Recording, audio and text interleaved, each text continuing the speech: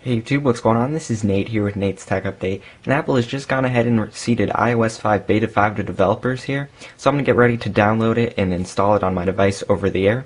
This update runs in at 128 megabytes, which is roughly the same size as what we saw in Beta 4. And this beta version of iOS 5 contains bug fixes and improvements. So I'm going to go ahead and install it, and I'll pause the camera, and then we'll see if there's any notable changes that I wanted to mention to you. Alright, so I've just finished installing iOS 5 Beta 5 here on my iPhone 4, and I will say the over-the-air update took about 10 minutes to complete, and it ran a lot smoother than it did in Beta 4.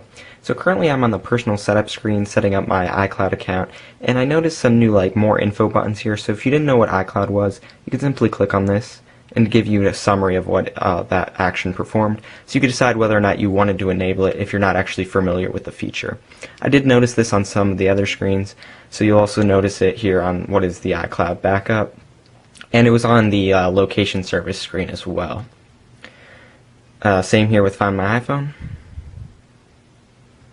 And before we leave the personal setup here, I did want to mention that if you hit the home button, there's an option now to go back to the Wi-Fi settings. In the previous betas, there was just the option to start over and emergency call. Now if you click on this, anytime at the personal setup, you can go back into the Wi-Fi settings if you need to change what Wi-Fi network you're on or anything.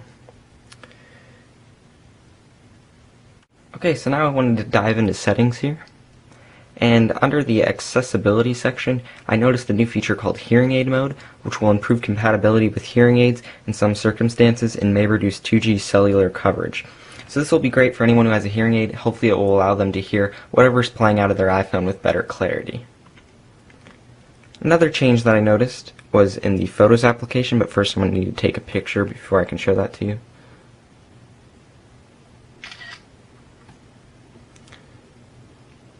Okay, so if I head into the camera roll actually here, you'll see that there's a new button right here that should take me right into the actual, back into the camera application if I want to go ahead and take a picture. So once again, that's how that works. So that's pretty much everything that I've noticed up until this point. If any new changes arise that I discover, I will post a part 2 video if there's anything notable. Also, if you want to check out the Boy Genius Report changelog, I will provide a link in that in the description. So thank you for taking the time to watch this video. I really appreciate it. Please like it and subscribe, and as always, have a nice day.